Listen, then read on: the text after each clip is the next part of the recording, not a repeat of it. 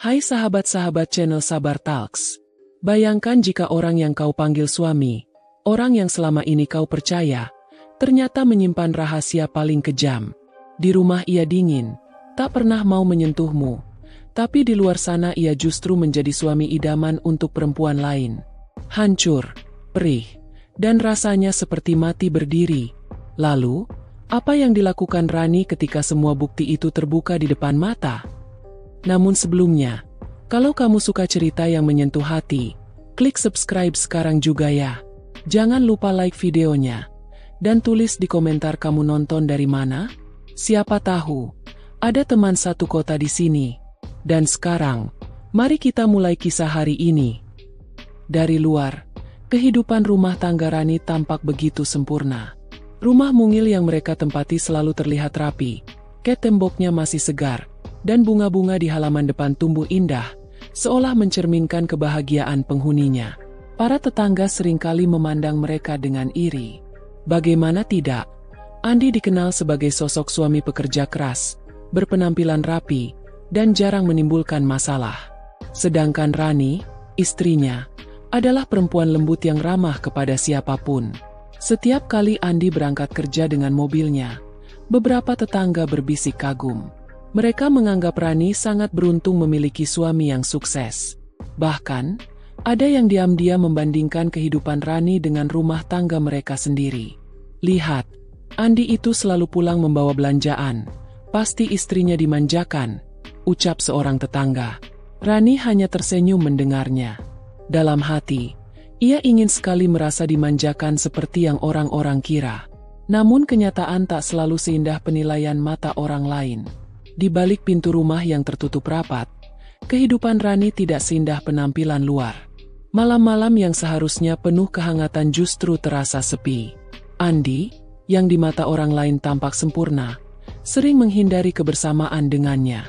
Bahkan, saat Rani mencoba mendekat, Andi hanya menjawab singkat dengan alasan yang sama berulang kali. "Aku capek, banyak kerjaan di kantor," ucapnya sambil rebahan dan sibuk menatap layar ponselnya.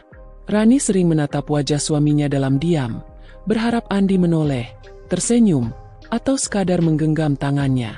Namun, yang ia dapatkan hanyalah tatapan mata kosong yang seakan tidak memerlukan dirinya.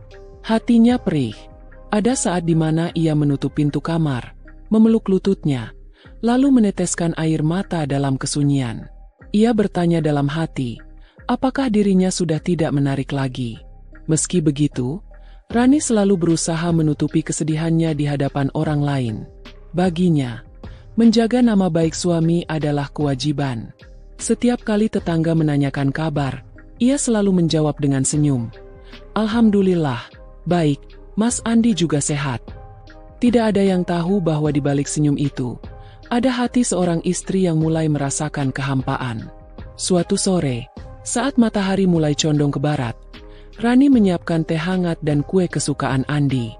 Ia berharap ketika suaminya pulang, mereka bisa duduk bersama sambil berbincang ringan. Namun, begitu Andi masuk rumah, ia hanya meletakkan tas kerja, lalu berkata, "Aku harus kerjakan laporan. Jangan diganggu dulu." Tanpa menoleh, ia masuk ke kamar kerja kecil di sudut rumah. Rani menatap punggung suaminya yang menjauh dengan perasaan campur aduk. Teh hangat di meja perlahan kehilangan uapnya. Kue yang ia tata dengan hati-hati tak tersentuh sedikit pun. Rani duduk termenung di ruang tamu, mencoba menelan kekecewaan yang lagi-lagi ia rasakan. Malam itu, ia kembali tidur sendirian, menatap langit-langit kamar dengan mata yang basah. Namun anehnya, semakin suaminya menjauh, semakin ia berusaha meyakinkan dirinya sendiri.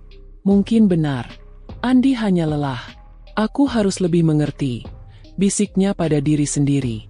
Ia mencoba menguatkan hati, karena bagaimanapun juga, ia masih mencintai suaminya dengan tulus. Hari-hari berlalu dengan pola yang sama. Pagi hari Andi pergi bekerja, pulang malam dengan wajah letih, lalu kembali menutup diri.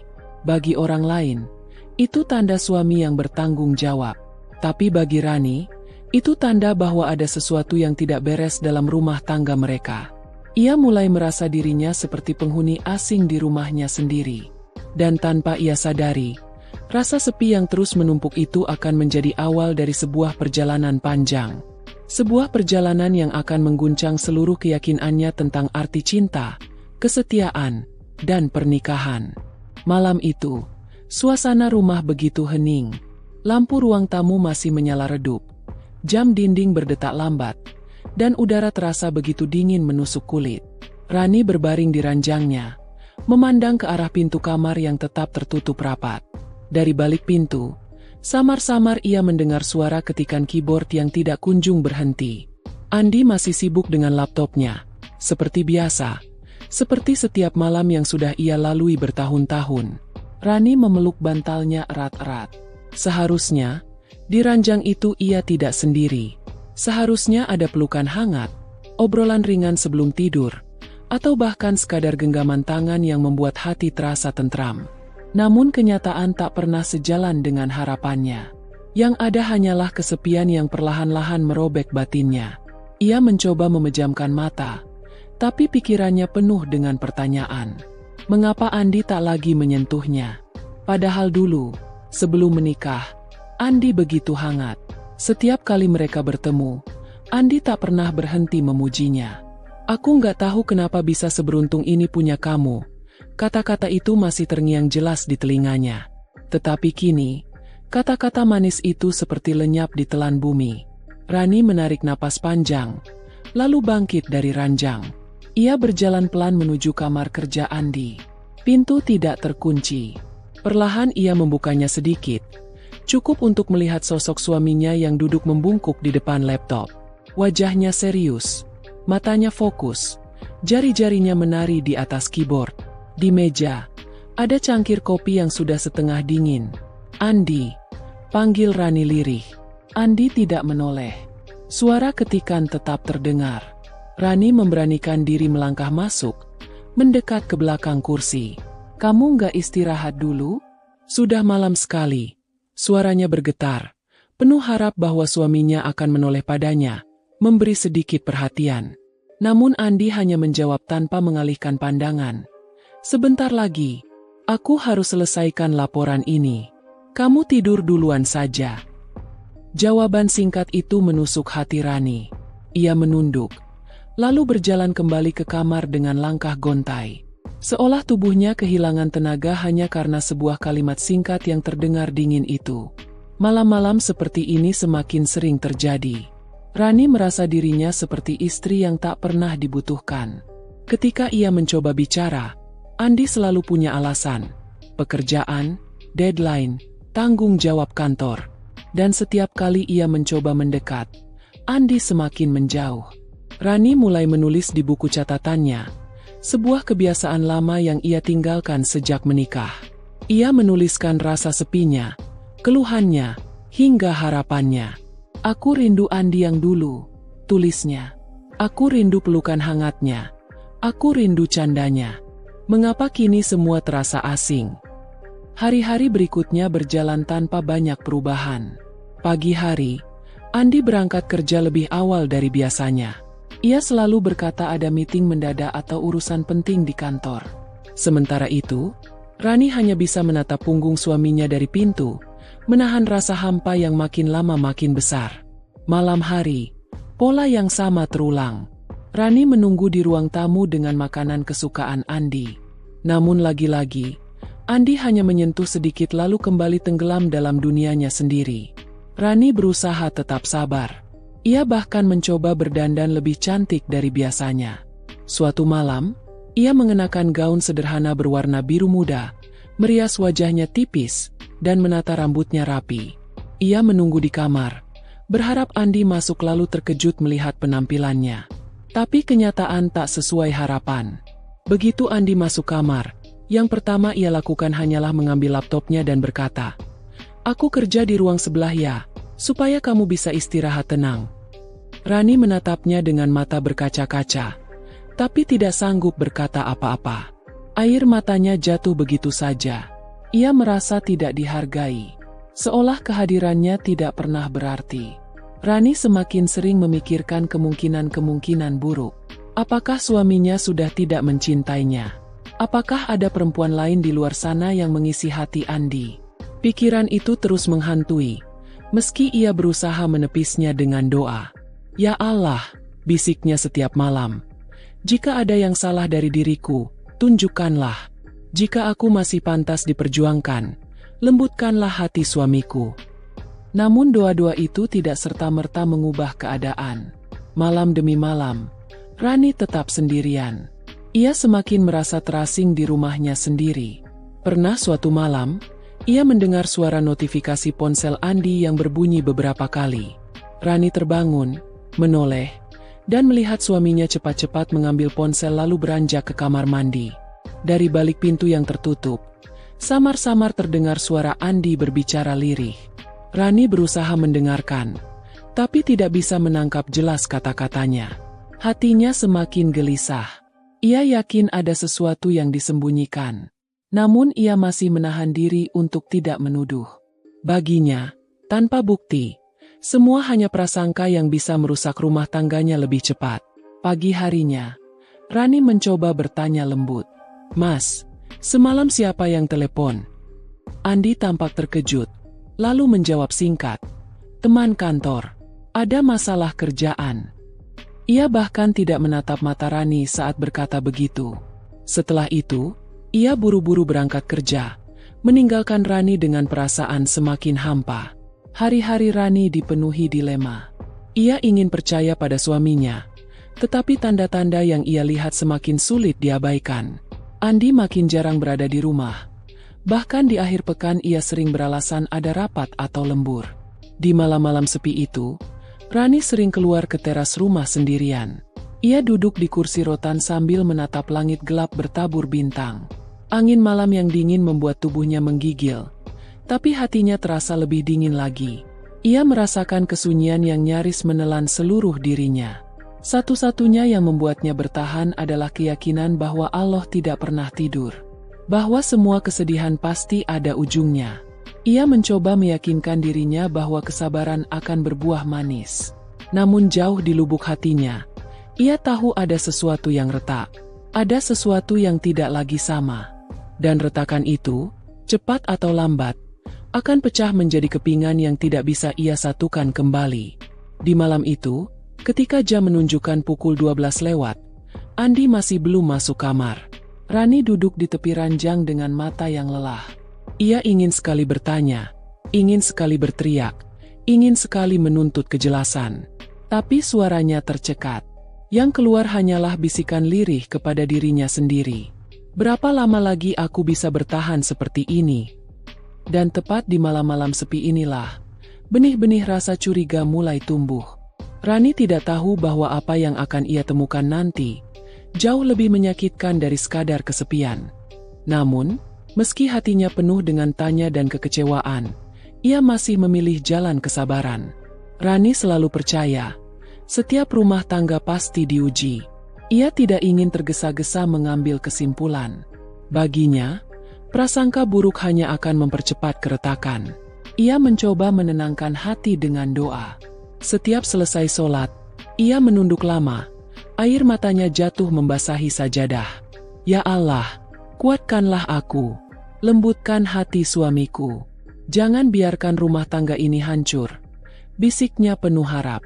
Siang hari, saat rumah terasa sepi, ia menyalakan murotal Al-Quran untuk menenangkan batinnya. Suara lantunan ayat-ayat suci mengisi ruang tamu yang kosong, tapi tidak bisa mengisi kekosongan dalam dadanya.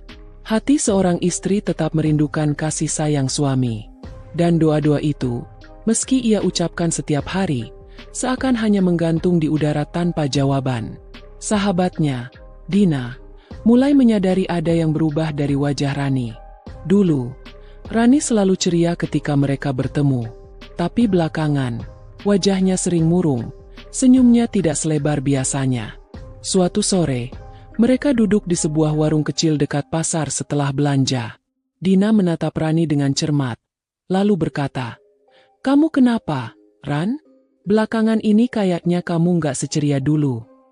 Rani tersenyum tipis, mencoba menutupi kesedihannya. "Aku nggak apa-apa, Din. Mungkin cuma capek saja." Namun, Sahabat sejati tidak mudah ditipu. Dina tahu ada sesuatu yang disembunyikan. Ran, aku ini sahabatmu dari dulu. Kamu bisa cerita apa saja ke aku. Jangan dipendam sendirian. Kalau kamu terus simpan, hatimu yang sakit sendiri. Mendengar kata-kata itu, pertahanan Rani runtuh. Matanya berkaca-kaca. Ia menunduk. Jari-jarinya menggenggam erat cangkir teh hangat di depannya. Suaranya bergetar saat akhirnya ia membuka sedikit isi hatinya.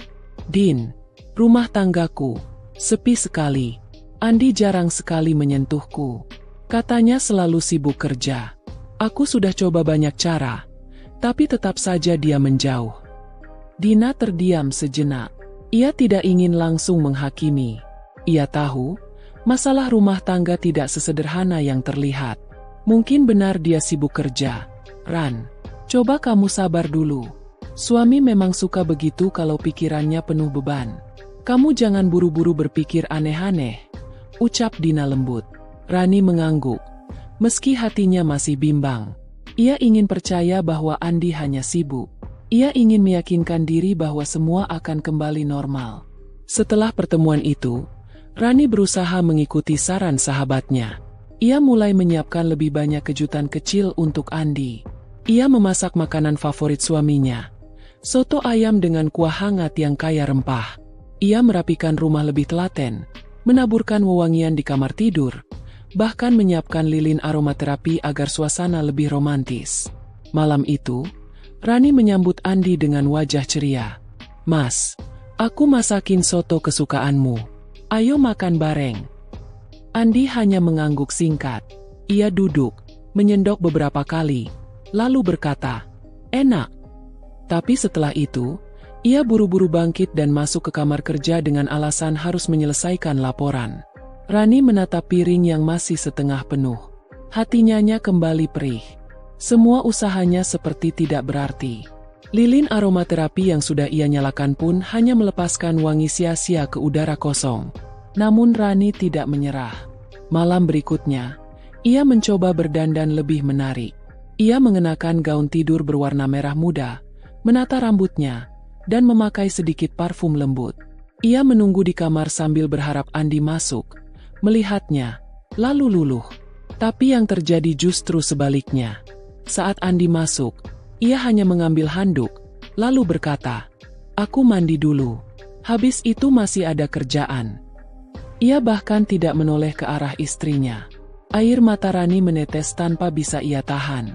Ia merasa dipermalukan oleh kenyataan yang begitu telanjang. Suaminya benar-benar tidak melihat dirinya lagi. Malam itu, ia kembali bersujud lama di sajadah. Doanya semakin panjang, air matanya semakin deras. Ya Allah, apa aku sudah tidak pantas dicintai? Apa aku sudah tidak berharga di matanya? Jika aku salah, ampuni aku. Jika dia salah, bukakan jalan baginya untuk kembali. Hari demi hari, Rani semakin larut dalam doa dan kesabaran. Ia terus menutupi kekecewaannya dari orang lain. Bahkan ketika keluarganya datang berkunjung, ia tetap menampilkan wajah bahagia. Ibunya sempat berkata, "Kamu kelihatan makin kurus, Ran. Jangan terlalu banyak kerja di rumah.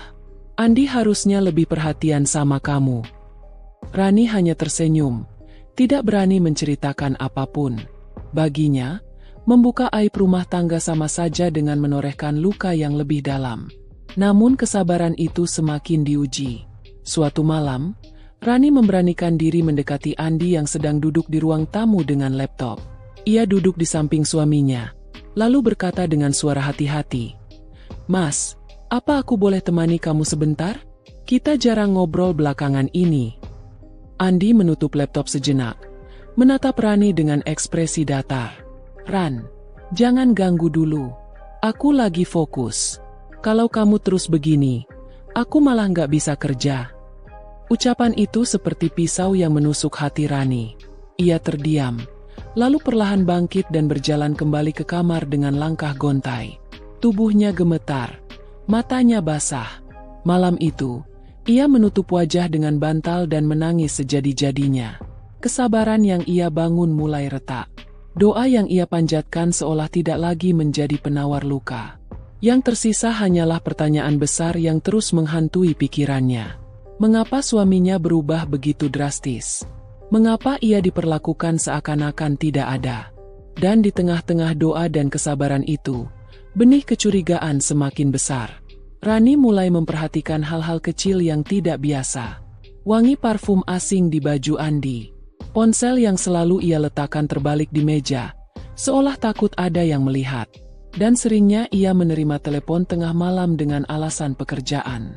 Semua tanda-tanda itu mulai membentuk gambaran samar di benak Rani. Ia mencoba menepis, tapi hatinya tahu ada sesuatu yang salah. Doa dan kesabaran mungkin bisa membuatnya bertahan, tetapi tidak bisa menghapus rasa sakit yang semakin tajam menusuk dada. Malam-malam berikutnya, Rani masih tetap bersujud panjang, masih tetap menitikan air mata di atas sajadah. Tapi kali ini, di sela-sela doanya, ada bisikan yang berbeda. Bukan lagi sekadar doa meminta kekuatan, melainkan doa untuk diberi petunjuk. Ya Allah, bisiknya dengan suara serak. Jika benar ada yang dia sembunyikan, tunjukkanlah. Jangan biarkan aku buta. Jangan biarkan aku bertahan pada cinta yang hanya milikku seorang. Hati Rani semakin gelisah. Ia tahu, cepat atau lambat, kebenaran itu akan terungkap. Dan saat itu tiba, ia harus siap menghadapi kenyataan apapun yang menantinya. Aku masih berdiri mematung di ambang pintu kamar, memandangi punggung Bayu yang tampak begitu sibuk menata berkas-berkas di atas meja kerja kecilnya. Kata-katanya barusan masih berputar di kepalaku. Ia bilang tidak ada yang perlu dikhawatirkan, bahwa aku hanya terlalu sensitif. Tapi entah kenapa, hatiku justru semakin resah. Kata-kata itu bukan menenangkan, melainkan seperti pisau tumpul yang menggores pelan, membuat luka yang sudah ada semakin perih. Aku menarik napas panjang. Ingin rasanya aku percaya. Ingin sekali aku berpegang pada harapan bahwa Bayu memang jujur. Tetapi wajahnya yang enggan menatapku, nada bicaranya yang dingin, dan sikapnya yang berubah seolah-olah aku hanya pengganggu dalam hidupnya, membuatku tidak bisa menepis firasat buruk ini. Bayu. Suaraku lirih, hampir terputus. Kalau memang tidak ada apa-apa, kenapa kamu seperti menjauh dariku? Ia menoleh sebentar, lalu tersenyum tipis yang lebih mirip sebuah basa-basi. Aku hanya capek, Ran. Kamu tahu kan, kerjaan kantor nggak ada habisnya. Kalau aku kelihatan dingin, ya maaf, bukan berarti aku nggak peduli sama kamu.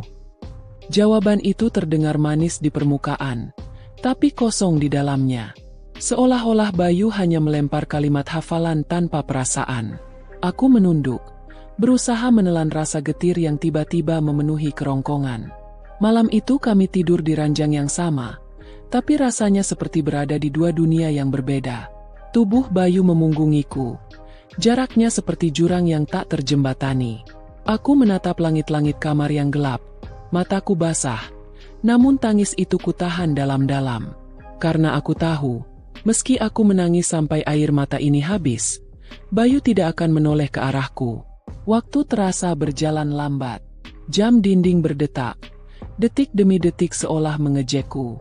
Dalam keheningan itu, pikiranku berkelana, mengingat masa-masa awal pernikahan kami. Dulu, Bayu bukan lelaki seperti ini. Ia selalu menggenggam tanganku erat, menatapku dengan penuh cinta, dan tidak pernah lupa menanyakan kabarku meski hanya lewat pesan singkat. Namun kini, yang ada hanya dingin. Seakan aku hanyalah teman serumah, bukan istri yang sah berbagi cinta dan harapan dengannya. Menjelang dini hari, aku baru bisa terlelap sebentar. Dan ketika aku terbangun, kudapati Bayu sudah tidak ada di sampingku. Selimutnya terlipat rapi, dan terdengar suara air mengalir dari kamar mandi. Aku bangkit pelan, lalu berjalan ke ruang tengah. Ponselnya masih ada di atas meja, tergeletak begitu saja. Jantungku berdebar kencang. Aku berdiri di sana, menatap benda itu lama sekali. Ada dorongan kuat dalam diriku untuk mengambilnya, membuka kunci, dan mencari tahu apa yang sebenarnya ia sembunyikan. Tapi sekaligus ada rasa takut yang menahan. Bagaimana kalau benar dugaanku? Bagaimana kalau semua bayangan buruk yang berkelebat di kepalaku selama ini terbukti nyata? Tanganku gemetar. Aku meraih ponsel itu, menekannya, lalu layar menyala. Ada pola kunci. Aku mencoba beberapa kali. Gagal. Bayu menggantinya. Perubahan kecil yang semakin meneguhkan kecurigaanku. Tiba-tiba pintu kamar mandi terbuka. Aku buru-buru meletakkan ponsel itu kembali ke meja. Pura-pura sedang menata vas bunga di dekat televisi. Bayu keluar dengan wajah segar. Handuk masih melilit lehernya. Ia menatapku sekilas, lalu berjalan menuju kamar tanpa berkata apa-apa. "Pagi ini kamu nggak sarapan?" tanyaku, mencoba terdengar biasa saja. "Nggak sempat. Ada rapat pagi. Aku berangkat duluan." Jawabnya cepat. Aku hanya mengangguk, menatap punggungnya yang terburu-buru mengambil tas kerja, menyambar kunci mobil, lalu menghilang di balik pintu. Keheningan kembali menyelimuti rumah.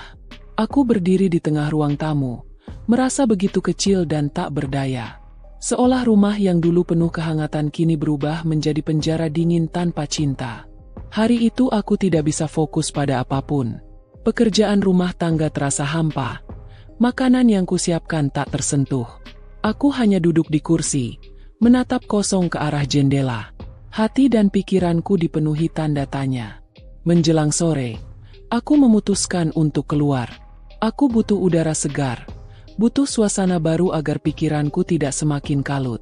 Aku mengenakan kerudung sederhana, membawa tas kecil, lalu melangkah ke taman kota dekat rumah. Taman itu cukup ramai sore itu. Anak-anak berlarian, ibu-ibu bercengkrama, dan para remaja sibuk dengan ponselnya masing-masing. Aku duduk di bangku taman, memandangi mereka sambil merenung. Ada rasa iri yang menusuk. Iri melihat pasangan muda yang tertawa bersama sambil berjalan bergandengan tangan. Aku menunduk, menahan sesak di dada. Apakah cintaku pada Bayu hanya tinggal kenangan? Apakah aku hanya istri di atas kertas, tanpa kasih sayang yang nyata? Tiba-tiba ponselku bergetar. Pesan masuk. Dari seorang teman lama. "Sinta, Ran, aku ada sesuatu yang perlu aku omongin sama kamu. Penting banget. Bisa ketemu?" Alis mataku berkerut. Sinta jarang sekali menghubungiku. Apalagi dengan nada pesan yang serius seperti ini. Aku segera membalas, menanyakan di mana ia berada. Kami pun sepakat bertemu di sebuah kafe kecil dekat taman. Begitu masuk ke kafe itu, aku melihat Sinta sudah duduk di pojok ruangan. Wajahnya terlihat gelisah. Aku segera menghampiri, lalu duduk di depannya. "Ada apa, Sin? Kok kelihatan serius banget?" tanyaku pelan. Sinta menatapku, lalu menggenggam tanganku erat. "Ran, aku nggak tahu gimana harus ngomongnya. Tapi aku rasa kamu harus tahu. Ini tentang Bayu." Jantungku berdegup kencang. "Tentang Bayu? Maksudmu apa?" Sinta menarik napas panjang. Aku lihat Bayu beberapa kali. Dia sering datang ke sebuah tempat makan sama seorang perempuan. Dan, dari cara mereka berdua, aku yakin mereka bukan cuma teman kerja. Aku membeku. Rasanya darahku berhenti mengalir. Kata-kata Sinta seperti petir yang menyambar di siang bolong. "Perempuan itu, siapa?" Suaraku hampir tak terdengar. Aku nggak tahu pasti namanya. Tapi seingatku, aku pernah lihat dia juga di kantor tempat Bayu kerja. Sepertinya salah satu staf di sana. Aku menutup mulutku dengan tangan. Air mataku mulai jatuh. Tapi kutahan agar tidak terlalu kentara. Sinta menatapku dengan tatapan penuh iba. "Maaf, Ran. Aku tahu ini berat. Tapi aku nggak tega kalau kamu nggak tahu apa-apa." Aku mengangguk pelan. Hati ini terasa remuk. Semua firasat, semua kecurigaan, kini semakin jelas arahnya. Sepulang dari kafe, aku berjalan lunglai. Langkahku seperti tak menapak tanah. Kepalaku berputar-putar. Hatiku dipenuhi campuran marah, sakit hati, dan ketakutan. Malam itu, aku duduk sendirian di ruang tamu, menatap jam dinding yang berdetak pelan. Bayu pulang larut. Wajahnya tampak lelah, tapi ada kilatan berbeda di matanya. Aku menatapnya dalam-dalam, mencoba mencari jawaban. Bayu, suaraku parau. Apa kamu benar-benar sibuk kerja? Atau ada sesuatu yang kamu sembunyikan dariku? Bayu terdiam. Sesaat ia tampak kaget dengan pertanyaanku. Tapi kemudian ia tersenyum tipis. Ran, kamu ini kenapa sih? Jangan mikir yang aneh-aneh. Aku kerja beneran. Kamu percaya sama aku, kan?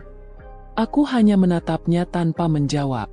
Dalam hati aku tahu, semakin aku bertanya, semakin pandai ia menutupinya. Tapi malam itu, tatapanku berubah.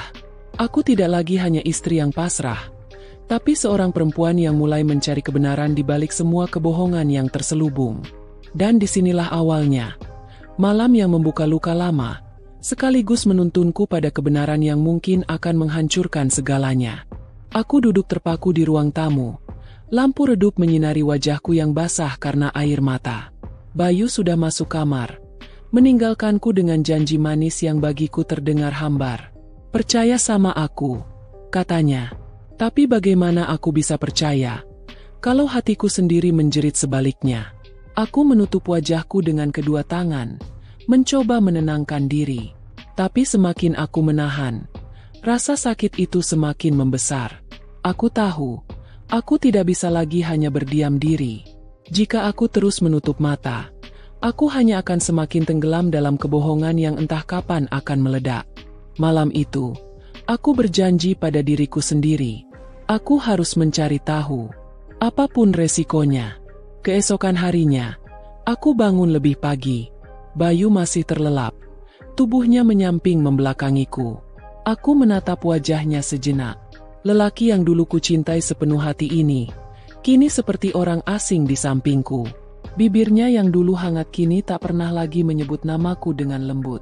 Tangannya yang dulu selalu menggenggamku kini seolah alergi menyentuh kulitku. Aku turun ke dapur, menyiapkan sarapan seadanya. Tapi kali ini bukan makanan yang kupikirkan. Aku menyiapkan rencana. Sinta pernah berkata, Bayu sering terlihat bersama perempuan itu di sebuah tempat makan. Aku tahu aku harus melihat dengan mataku sendiri, bukan hanya mendengar dari orang lain. Selesai menyiapkan meja, aku kembali ke kamar. Bayu sedang bersiap-siap, merapikan dasi di depan cermin. Kamu nggak makan dulu? Tanyaku hati-hati. Nggak usah, aku sarapan di luar aja. Ada klien yang harus ditemui pagi-pagi, jawabnya cepat, sambil mengambil jasnya. Aku mengangguk, meski di dalam hatiku semakin yakin bahwa klien itu hanyalah alasan. Bayu pamit dengan tergesa, mencium keningku sekilas, lalu melangkah keluar. Begitu pintu rumah tertutup, aku mengambil ponsel dan dompetku, lalu bergegas keluar. Aku memanggil taksi online, mengikuti arah mobil Bayu dari kejauhan. Mobil Bayu melaju menuju jalan protokol kota, kemudian berbelok ke arah sebuah restoran modern di pusat bisnis. Dari kejauhan aku melihatnya turun, mengenakan jas rapi, wajahnya tampak penuh semangat. Dan di sanalah aku melihatnya, seorang perempuan muda, berambut panjang, mengenakan blazer hitam dan rok selutut, sudah menunggunya di depan restoran. Perempuan itu tersenyum cerah begitu melihat Bayu. Senyumnya hangat, begitu hangat, hingga aku yang melihatnya dari dalam mobil pun merasa tertusuk. Dan lebih menyakitkan lagi, Bayu membalas senyuman itu dengan tatapan yang tak pernah lagi ia berikan padaku. Tatapan penuh bangga, penuh kasih sayang. Tanganku bergetar, mataku memanas. Aku ingin segera turun, berteriak, dan menampar wajah lelaki itu di depan semua orang. Tapi langkahku tertahan. Ada sesuatu yang menahan kakiku. Mungkin rasa takut, atau mungkin harga diriku yang belum siap menghadapi kenyataan sekeras itu. Aku memutuskan bertahan di dalam mobil, meminta sopir untuk tetap berhenti agak jauh. Dari jendela yang sedikit terbuka, aku mengintip ke arah restoran itu. Bayu dan perempuan itu masuk bersama, duduk berhadapan di sebuah meja dekat jendela. Mereka terlihat begitu akrab, berbicara sambil tertawa ringan. Sesekali Bayu mencondongkan tubuhnya, seolah ingin mendengar suara perempuan itu lebih jelas. Matanya berbinar, persis seperti Bayu yang dulu kucintai. Tapi bukan untukku lagi. Aku menutup mulut dengan tangan, menahan tangis agar tidak pecah di dalam mobil. Dadaku sesak, seperti ada batu besar yang menghimpit. Sakit sekali rasanya melihat dengan mata kepala sendiri. Kenyataan yang selama ini hanya kutakuti kini menjadi nyata. Aku kembali ke rumah dengan langkah gontai. Seluruh tubuhku lemas, pikiranku kacau. Aku berbaring di sofa, menatap kosong ke langit-langit. Bayu, kenapa harus begini? Apa salahku selama ini? Hari itu aku tidak sanggup melakukan apa-apa. Hanya duduk, menangis, lalu bangun, menangis lagi. Hatiku seperti terbakar, tapi api itu tidak bisa padam. Malamnya, Bayu pulang lebih larut dari biasanya. Ia tampak kelelahan, tapi tetap menyapa dengan nada biasa. "Kamu udah makan, Ran?" Tanyanya sambil membuka jas. Aku hanya mengangguk. Aku tidak punya tenaga untuk berdebat, apalagi membuka kenyataan yang kulihat pagi tadi. Namun dalam hatiku, sebuah tekad mulai terbentuk. Aku tidak bisa selamanya hanya menangis. Aku harus tahu lebih dalam. Siapa sebenarnya perempuan itu? Apa benar mereka hanya rekan kerja? Atau sudah lebih dari itu? Hari-hari berikutnya aku mulai berubah. Bayu tidak menyadarinya, karena aku pandai menyembunyikan kegelisahanku. Tapi diam-diam aku mengumpulkan potongan-potongan kecil dari keseharian Bayu. Jam berapa ia berangkat? Jam berapa ia pulang? Kemana saja ia pergi? Siapa yang meneleponnya? Aku bahkan berusaha mencari tahu lewat akun media sosial kantornya. Dari beberapa unggahan tim, aku melihat wajah perempuan itu. Namanya terlihat jelas di salah satu foto grup. Livia, cantik, anggun, dan terlihat cerdas. Hatiku semakin tercabik. Apalagi membaca komentar orang-orang yang memuji keakraban Livia dengan rekan kerjanya, termasuk Bayu. Sampai suatu hari, aku menemukan celah. Bayu meninggalkan laptopnya di rumah karena terburu-buru. Laptop itu tidak terkunci. Tanganku gemetar saat membukanya. Folder demi folder kubuka, mencari sesuatu yang bisa menguatkan dugaanku. Dan di sanalah aku menemukannya. Sebuah folder bernama Proyek Q1. Aku membukanya, dan bukan hanya dokumen kerja yang ada di sana. Ada foto-foto. Foto Bayu dan Livia sedang makan bersama. Foto mereka di lobi hotel saat ada perjalanan dinas. Bahkan foto selfie berdua yang wajahnya terlalu dekat untuk sekadar teman kerja. Aku terhuyung, hampir menjatuhkan laptop itu. Air mataku langsung tumpah. Tak lagi bisa kucegah. Bayu, lelaki yang selama ini kupercaya, ternyata sudah begitu jauh melangkah. Aku menutup laptop dengan tangan bergetar, lalu terduduk di lantai. Rasanya seluruh dunia runtuh menimpa tubuhku. Malamnya, aku tidak bisa tidur. Bayu sudah lelap di sampingku. Napasnya teratur. Tapi aku hanya bisa menatap wajahnya dengan pandangan kosong. Aku ingin membangunkannya, ingin berteriak, "Kenapa kamu tega?" Tapi bibirku terkunci. Ada ketakutan besar yang menahan. Takut jika aku mengungkapkan semuanya, hidupku benar-benar hancur. Namun di sisi lain, aku tahu aku tidak bisa terus begini. Aku bukan boneka. Aku bukan istri yang hanya pantas dipajang tanpa disayangi. Dalam kegelapan malam itu, aku berjanji pada diriku sendiri. Aku akan terus mencari kebenaran. Aku akan membuka semua topeng yang dipakainya. Dan ketika saatnya tiba, aku akan menatap matanya dan bertanya, apakah cintanya padaku pernah benar-benar ada, atau hanya kebohongan yang kupeluk selama ini? Aku menggenggam selimut erat-erat, menahan gemetar tubuhku. Sementara di luar sana, hujan turun deras, seolah langit pun ikut menangisi nasibku. Dan sejak malam itu, langkahku tidak akan pernah sama lagi. Aku bukan hanya seorang istri yang terluka. Aku kini menjadi perempuan yang mencari kebenaran, meski kebenaran itu bisa menghancurkan seluruh hidupku. Hari-hari berikutnya, aku mulai menyusun strategi. Aku tahu, jika aku terus hanya mengandalkan air mata, Bayu akan semakin leluasa memainkan perannya. Aku harus berhenti menjadi korban pasif. Aku harus berani. Aku mengingat nama yang kulihat di media sosial kantor itu. Livia. Nama yang manis, namun kini menjadi duri paling tajam di dadaku. Aku mulai mencari tahu lebih jauh tentang dirinya. Media sosial pribadi Livia ternyata terbuka untuk umum. Dari foto-fotonya, ia sering tampil percaya diri, dikelilingi teman-teman kerja, menghadiri acara kantor, dan berpose dengan gaun elegan di pesta perusahaan. Setiap kali melihat wajah itu, hatiku tercabik. Tapi justru dari situ aku belajar. Aku melihat pola, tempat yang sering ia kunjungi, kafe favoritnya, bahkan rutinitasnya sepulang kerja. Livia bukanlah hantu. Ia nyata, berdarah daging. Dan jika aku ingin tahu kebenarannya, aku harus berani berdiri di hadapannya. Hari itu, aku menunggu di depan sebuah kafe kecil yang sering diunggah Livia di media sosialnya. Kafe dengan interior kayu, lampu gantung kuning redup, dan aroma kopi yang selalu ramai disorot oleh anak-anak muda. Aku duduk di pojok ruangan, menyamar dengan kerudung gelap, hanya memesan segelas teh hangat. Jantungku berdegup tak karuan. Aku seperti sedang menunggu malaikat pencabut nyawa. Tapi ini harus kulakukan.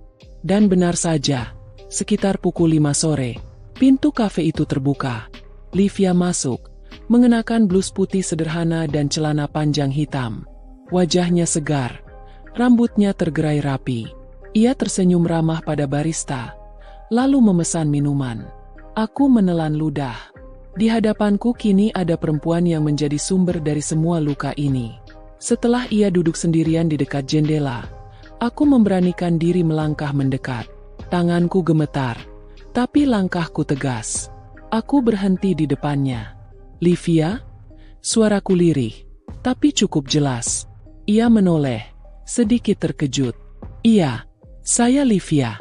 Maaf, kita kenal." Aku menarik kursi di depannya, lalu duduk perlahan. "Aku Rani, istri Bayu." Sekilas, rona wajahnya berubah. Ada keterkejutan yang tidak bisa ia sembunyikan. Meski cepat sekali ia menutupinya dengan senyum sopan. "Oh, Rani. Iya, aku pernah dengar tentangmu dari Bayu. Senang akhirnya bisa ketemu," katanya tenang, seolah tidak ada apa-apa. Aku menatapnya tajam. "Senang? Kamu senang ketemu istri dari lelaki yang sering kamu habiskan waktu bersamanya di luar rumah? Lelaki yang kamu buat tertawa, sementara aku di rumah menangis menunggunya." Senyumnya memudar. Tangannya menggenggam cangkir kopi erat-erat. "Rani, aku rasa kamu salah paham. Aku dan Bayu itu hanya rekan kerja. Kami memang sering bareng karena banyak proyek kantor yang harus diselesaikan." Aku menggeleng. Air mata mengalir tanpa bisa kutahan. "Jangan bohong. Aku lihat kalian makan bersama. Aku lihat foto-foto kalian. Senyum Bayu padamu. Itu bukan senyum untuk rekan kerja. Itu senyum seorang lelaki yang sedang jatuh cinta." Livia terdiam. Pandangannya beralih keluar jendela, menghindari mataku. Wajahnya pucat. Apa Bayu pernah cerita tentang aku? Tentang rumahnya? Tentang istrinya yang selalu menunggu di balik pintu dengan harapan sia-sia? Tanyaku lagi, suaraku bergetar. Livia menggigit bibirnya. Lama ia diam, sebelum akhirnya berkata pelan. Aku nggak tahu harus jawab apa. Bayu memang bilang kalau rumah tangganya tidak bahagia. Dia sering terlihat kesepian. Aku hanya ingin ada di sampingnya." Hatiku seperti diremas. Kesepian? Dia punya aku. Aku yang selalu ada untuknya. Aku yang memasak. Aku yang menyiapkan semuanya. Tapi dia memilih mencari kebahagiaan di luar sana? Denganmu? Livia menunduk. Matanya berkaca-kaca. "Aku minta maaf, Rani. Aku benar-benar minta maaf. Tapi jujur, Bayu, dia juga butuh aku." Aku berdiri dengan tubuh gemetar. Tidak. Yang dia butuh hanyalah alasan untuk lari dari tanggung jawab. Dan kamu hanya memudahkannya untuk mengkhianati aku. Suasana kafe mendadak terasa menyesakan. Beberapa pengunjung menoleh. Mungkin penasaran dengan percakapan kami yang penuh emosi. Aku tak peduli. Aku hanya ingin Livia tahu betapa hancurnya aku. Dengan langkah terhuyung, aku meninggalkan kafe itu. Air mataku jatuh deras, bercampur dengan rasa marah yang membakar dada.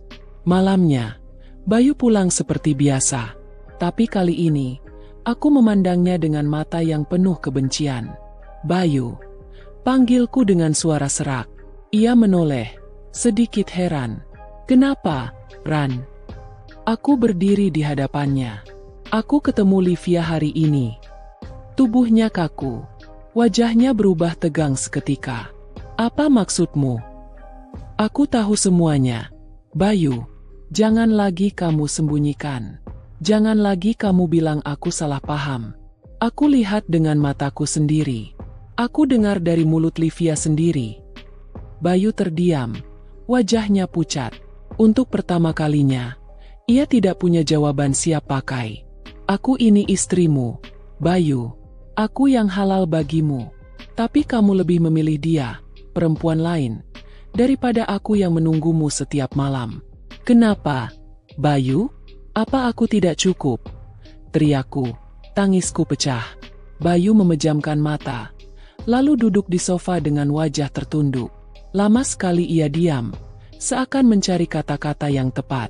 Aku nggak tahu harus bilang apa, Ran," ucapnya akhirnya, suara lirih. "Aku memang dekat sama Livia. Tapi itu karena aku merasa nyaman. Kamu akhir-akhir ini selalu curiga, selalu dingin." Aku menatapnya dengan mata membara. "Dingin? Kamu yang mulai duluan menjauhiku. Kamu yang tak lagi menyentuhku, tak lagi menatapku. Dan sekarang, kamu menyalahkanku." Suasana rumah mendidih. Bayu mencoba mendekat, ingin menyentuh bahuku, tapi aku menepis tangannya keras. "Jangan sentuh aku," teriakku. Air mata menutupi pandanganku, tapi di balik tangisan itu, ada kekuatan baru yang tumbuh. Aku tidak akan lagi membiarkan diriku diinjak-injak. Malam itu, rumah kami dipenuhi suara tangis, suara marah, dan keheningan yang mematikan. Dan untuk pertama kalinya, Bayu tidak bisa lagi bersembunyi di balik alasan kerja. Ia kini berdiri di depan jurang yang mungkin akan menelan habis rumah tangga kami. Dan aku tahu, inilah awal dari pertempuran yang sebenarnya. Seperti tersengat aliran listrik, tubuhku menegang mendengar suara itu. Lembut, renyah, penuh canda, tapi bukan untukku. Tawa yang selama ini aku rindukan dari seorang suami, justru mengalir deras untuk orang lain di balik pintu ruang kerja itu. Aku berdiri terpaku, telapak tanganku basah, napasku memburu. Suara kursi yang bergeser terdengar samar. Lalu, tawa itu kembali. Kali ini lebih pelan, lebih mesra, seperti seseorang yang sedang menikmati percakapan yang menggetarkan hatinya. Aku menempelkan telinga lebih erat ke pintu, meski jantungku sudah tak karuan. "Kalau aku bisa, aku ingin pulang lebih cepat, biar bisa temani kamu terus," ucap suara Aldi, lirih, penuh kelembutan yang belum pernah lagi kuterima di rumah. Kepalaku berputar, seperti ada palu yang menghantam tanpa henti. Kata-kata itu menusuk dadaku, menorehkan luka yang sulit dijelaskan. Aku mundur selangkah, takut kalau tiba-tiba pintu terbuka dan ia melihatku. Tanganku gemetar, langkah kakiku terhuyung. Aku segera kembali ke kamar, menutup pintu perlahan, lalu menempelkan punggung di baliknya. Air mataku tumpah tanpa bisa ditahan. Selama ini aku sudah berusaha menahan curiga, mencoba memahami kesibukan Aldi, mencoba menutup mata pada rasa sakit karena dinginnya sikapnya. Tapi malam itu, semua bukti nyaris terpampang jelas di depan telingaku. Ia memang punya dunia lain, seseorang yang membuatnya hangat, yang membuatnya melupakan aku. Aku menutup wajah dengan kedua telapak tangan. Malam yang seharusnya menjadi tempatku beristirahat, berubah jadi mimpi buruk yang tak berkesudahan. Di luar kamar, aku masih bisa mendengar samar-samar suara pintu ruang kerja yang terbuka. Aldi melangkah ke kamar, tapi aku segera berpura-pura tidur, menyeka air mata secepat mungkin. Detik-detik kemudian, aku merasakan kasur berguncang ringan. Ia merebahkan diri, punggungnya menghadap ke arahku.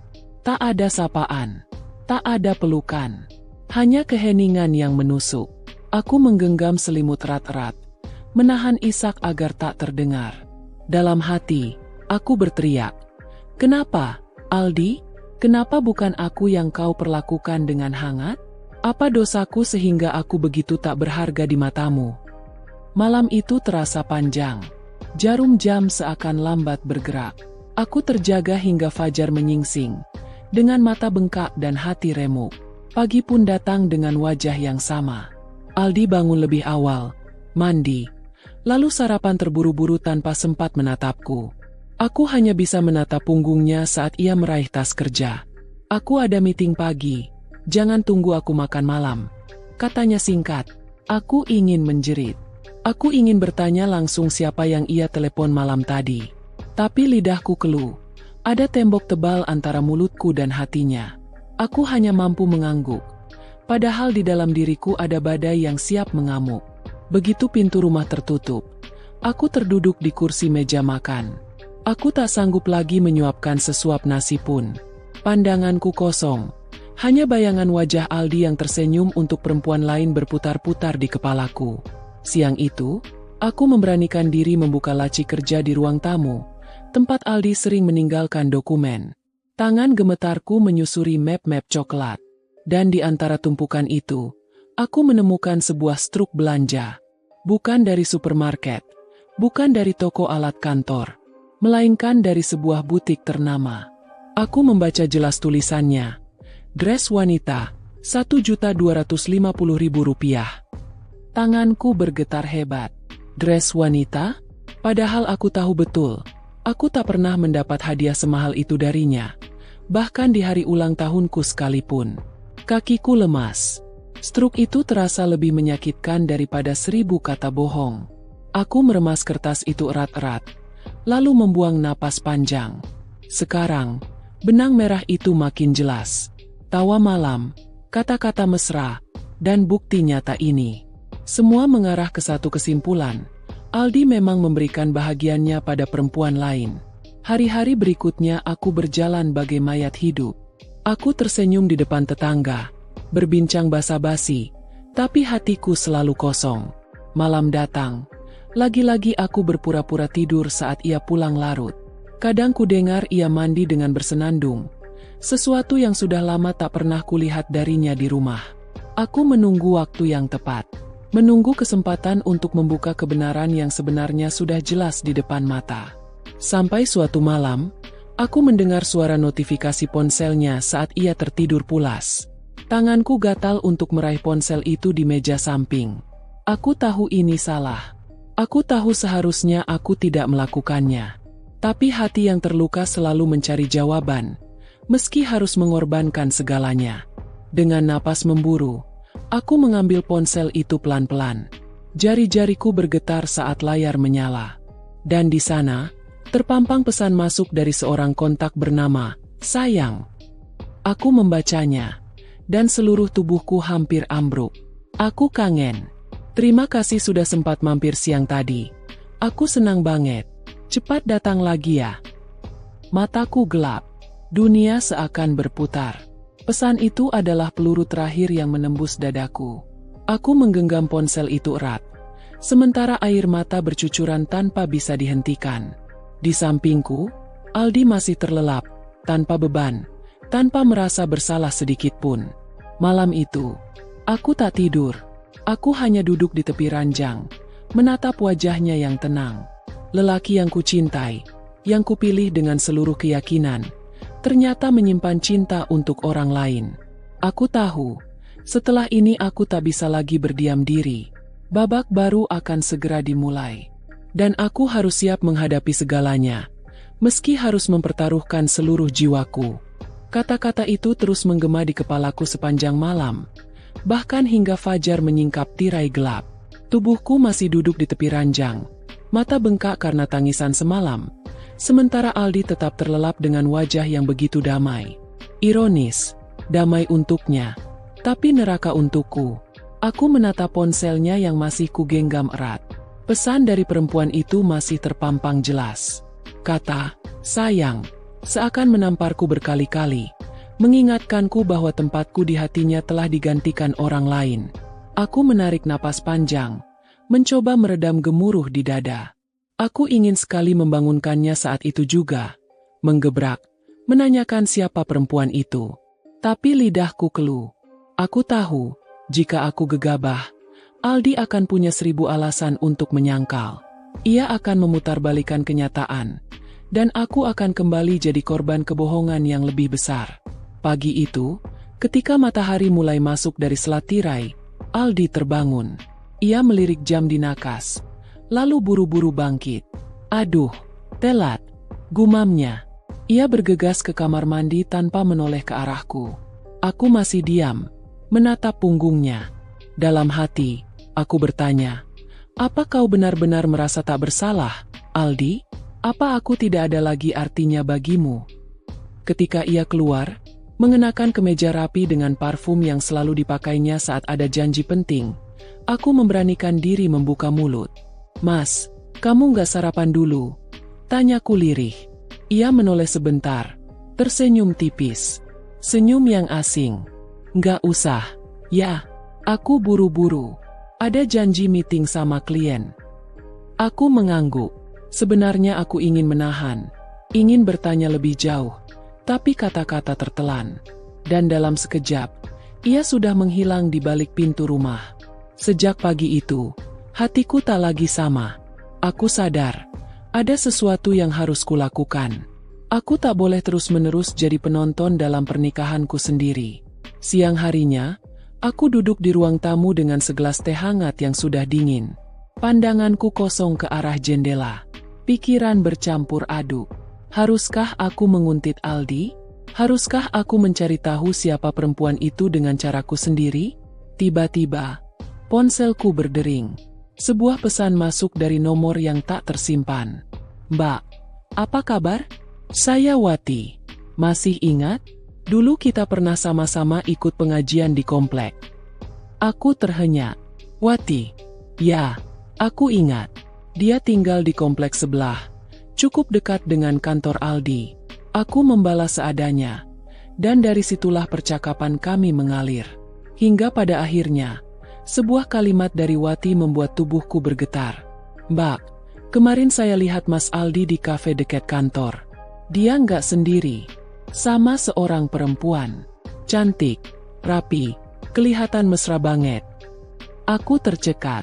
Jantungku serasa berhenti berdetak. Tanganku langsung gemetar. Hampir menjatuhkan ponsel. Aku mencoba menenangkan diri. Lalu mengetik balasan. Apa kamu yakin itu Mas Aldi? Balasan masuk cepat. Yakin. Mbak, saya kenal wajahnya. Malah sempat nyapa. Tapi kayaknya Mas Aldi nggak lihat saya. Perempuannya senyum-senyum. Pegang lengannya terus. Aku menutup mulutku dengan tangan.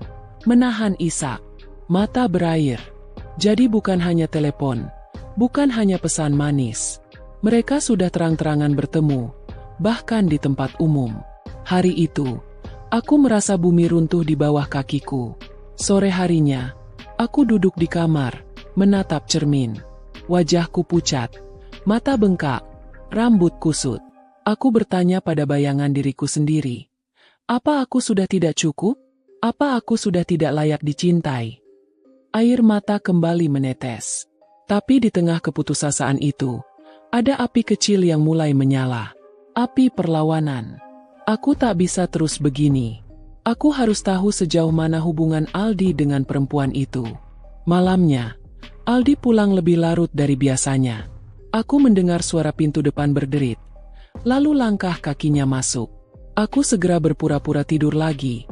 Tapi kali ini mataku sedikit terbuka. Aku melihatnya duduk di kursi, membuka ponselnya, lalu tersenyum kecil sambil mengetik sesuatu. Aku tahu, senyum itu bukan untukku. Dan aku tahu, aku harus bersiap. Keesokan harinya, aku mengambil langkah yang tak pernah kubayangkan sebelumnya. Aku memutuskan untuk mengikutinya. Pagi itu, aku berpura-pura sibuk di rumah. Tapi diam-diam aku keluar sesaat setelah ia berangkat kerja. Aku naik ojek online, menjaga jarak, mengikuti mobilnya dari belakang. Hatiku berdegup kencang. Setiap kali lampu merah membuat jarak kami semakin dekat. Mobilnya berhenti di sebuah kafe modern di pusat kota. Dari kejauhan, aku melihat Aldi turun, melangkah ringan, wajahnya penuh semangat. Tak lama kemudian, seorang perempuan datang menghampirinya. Rambut panjang tergerai, wajah cantik dengan riasan tipis. Senyum mereka bertemu, dan tanpa ragu, perempuan itu menggandeng lengannya. Hatiku hancur berkeping-keping. Aku berdiri terpaku di seberang jalan, menyaksikan adegan itu seperti seseorang yang menonton film tragis. Bedanya, ini bukan film, ini kenyataan. Dan aku adalah pemeran utamanya. Aku ingin berlari, ingin menghampiri, ingin berteriak. Tapi kakiku tak sanggup melangkah. Aku hanya bisa berdiri di balik tiang lampu jalan, menyembunyikan wajahku, membiarkan air mata mengalir deras. Aku menunggu mereka masuk ke dalam kafe. Lalu, dengan langkah gontai, aku berbalik arah. Aku tak kuat lagi. Sepanjang perjalanan pulang, pikiranku penuh dengan bayangan mereka. Aldi yang tertawa, perempuan itu yang memegang lengannya. Seolah semua kasih sayang yang seharusnya jadi milikku, sudah berpindah ke orang lain. Sampai di rumah, aku terjatuh di sofa. Nafasku berat, tubuhku lemas. Tapi di antara semua kepedihan itu, satu hal semakin jelas. Aku harus memutuskan sesuatu. Malam itu, ketika Aldi pulang, aku menatapnya dengan sorot berbeda. Ia terlihat lelah, tapi aku tahu itu bukan karena pekerjaan. Aku tahu, ada dunia lain yang membuatnya begitu bersemangat di luar sana. Aku menggenggam tanganku sendiri di bawah meja, menahan getar. Dalam hati, aku berkata, pertarungan ini belum selesai. Aku akan mencari kebenaran sampai ke akar, meski harus mengorbankan hatiku sendiri. Dan malam itu, untuk pertama kalinya, aku merasa bahwa diriku bukan lagi perempuan yang sama seperti kemarin. Aku bukan hanya seorang istri yang pasrah. Aku adalah perempuan yang terluka, tapi siap menghadapi apapun. Karena pertaruhan hati ini belum berakhir. Dan aku tak akan menyerah begitu saja. Malam itu, aku duduk di ranjang menunggu Aldi yang sedang mandi. Suara gemericik air terdengar jelas. Sementara aku menatap ponselnya yang tergeletak di meja samping. Jantungku berdegup keras, seperti genderang perang yang tak henti ditabuh. Aku tahu, inilah saatnya. Dengan tangan gemetar, aku meraih ponsel itu. Aku sudah tahu kode sandinya. Meski Aldi yakin aku tidak pernah peduli. Layar terbuka, dan dunia gelap yang kusembunyikan di dalam hati kini terpampang jelas di depanku. Chat dengan kontak bernama sayang memenuhi layar. Bukan hanya satu atau dua pesan, tapi ratusan. Kata-kata mesra, janji pertemuan. Bahkan foto-foto mereka berdua saat makan malam di sebuah restoran. Tubuhku serasa disambar petir. Ada satu foto yang membuatku nyaris tak mampu berdiri. Aldi tersenyum sambil menggenggam tangan perempuan itu di atas meja, dengan tatapan hangat yang selama ini aku rindukan. Tatapan yang seharusnya milikku, kini sepenuhnya diberikan pada orang lain. Suara air dari kamar mandi berhenti. Panik, aku buru-buru menutup aplikasi, meletakkan ponsel di tempat semula, lalu berbaring pura-pura tidur. Jantungku masih berdegup kencang ketika pintu kamar terbuka dan Aldi keluar, mengenakan kaos dan celana pendek. Ia berjalan ke sisi ranjang, mematikan lampu, lalu berbaring. Wangi sabunnya memenuhi ruangan, tapi bagiku itu tak lagi menenangkan. Kini wangi itu justru terasa asing, seperti aroma pengkhianatan.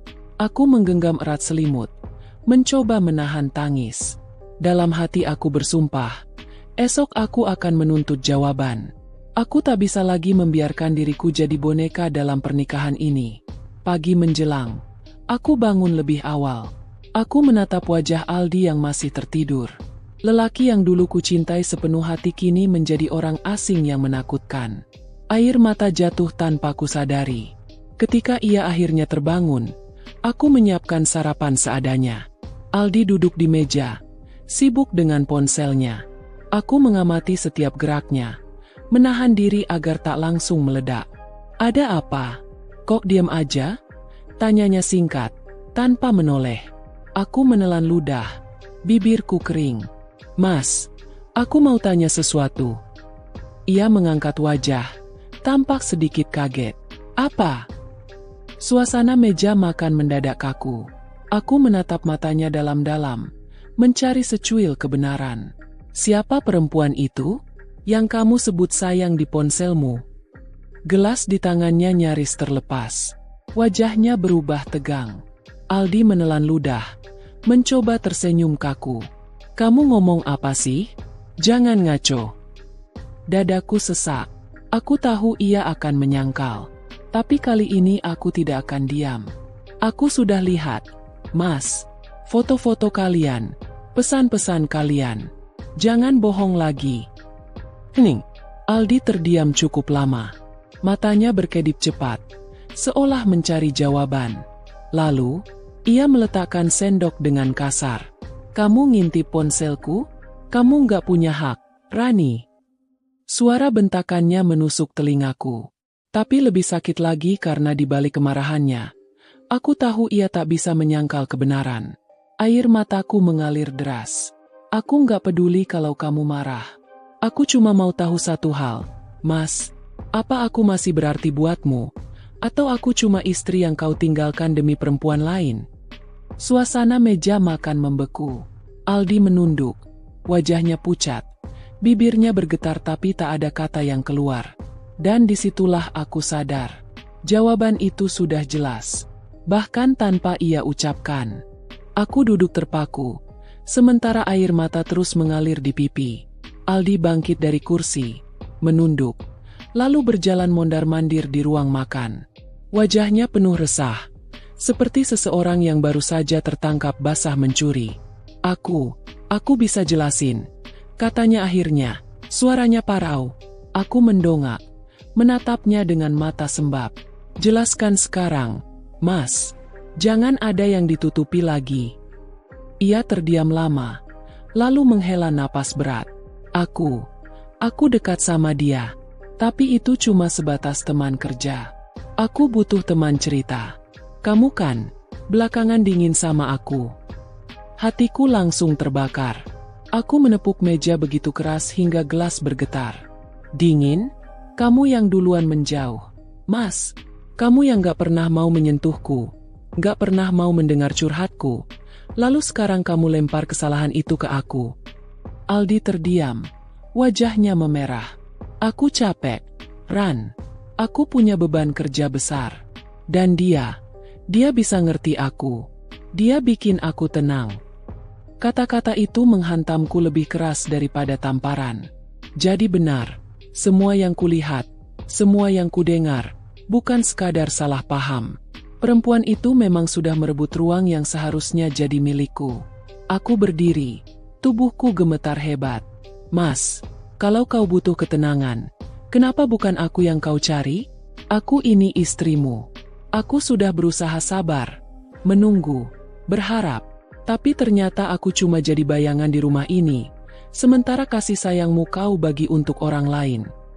Aldi menunduk, tak berani menatap mataku. Aku nggak pernah niat nyakitin kamu. Aku tertawa getir, suaraku bergetar. Tapi kenyataannya, kamu sudah menghancurkan aku, Mas. Kamu sudah bikin aku merasa nggak ada artinya. Keheningan menyelimuti ruangan. Detik-detik terasa begitu panjang. Aldi akhirnya berjalan ke arah pintu. Aku butuh waktu. Jangan ganggu aku dulu. Aku menatapnya dengan pandangan kosong. Pergilah, Mas. Tapi ingat, luka ini nggak akan hilang begitu saja. Pintu tertutup keras, meninggalkan aku sendirian di ruang makan. Gelas-gelas di meja masih bergetar pelan, seolah ikut menyimpan jejak pertengkaran kami. Aku jatuh terduduk di kursi. Wajahku tertelungkup di atas meja. Tangisku pecah, memenuhi seisi rumah yang sunyi. Luka ini terlalu dalam, membakar seluruh hatiku. Aku tak tahu, apakah masih ada jalan untuk menyembuhkan semuanya, atau justru inilah awal dari kehancuran yang tak terelakkan. Hari itu rumah terasa asing, sepi, seperti tak lagi punya roh.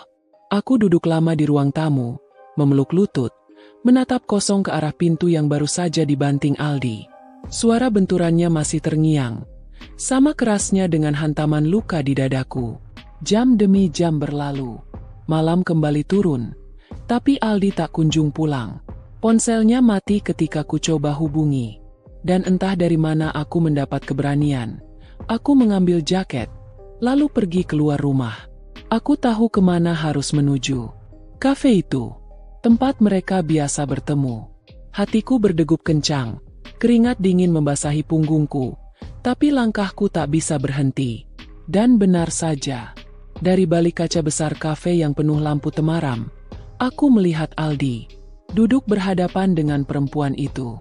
Senyumnya lepas, tangannya menggenggam jemari perempuan yang bukan aku. Dunia seakan runtuh sekali lagi. Aku berdiri di trotoar, tubuhku gemetar hebat. Air mata mengaburkan pandangan, tapi aku tetap bisa melihat dengan jelas. Aldi, suamiku, menatap perempuan itu dengan kasih sayang yang dulu jadi milikku. Tanpa sadar, aku melangkah masuk. Pintu kaca terbuka, lonceng kecil berdenting. Beberapa pasang mata menoleh, tapi aku hanya fokus pada satu meja. Meja mereka. Aldi terperanjat begitu melihatku. Wajahnya pucat, tangannya buru-buru melepaskan genggaman. Perempuan itu pun terdiam, wajahnya kaget. Aku berdiri di depan mereka. Suaraku bergetar namun tegas. Jadi ini, Mas, inilah kebenaran yang selama ini kau sembunyikan. Keheningan menghantui ruangan. Aldi membuka mulut, tapi tak ada kata keluar. Perempuan itu menunduk, wajahnya memerah. Dadaku sesak, tapi aku teruskan. Aku sudah cukup sabar, Mas. Aku sudah cukup menahan luka. Tapi malam ini, aku melihat sendiri, dan tak ada lagi alasan yang bisa kau ucapkan. Air mata jatuh, membasahi pipiku. Tanganku gemetar, tapi aku berdiri tegak. Malam itu, semua kebenaran terbuka, telanjang, tanpa bisa lagi ditutupi. Aku berbalik, melangkah pergi, meninggalkan Aldi yang terdiam kaku bersama perempuan itu. Dan untuk pertama kalinya, meski hatiku hancur, aku merasa bebas dari kebohongan yang selama ini membelenggu.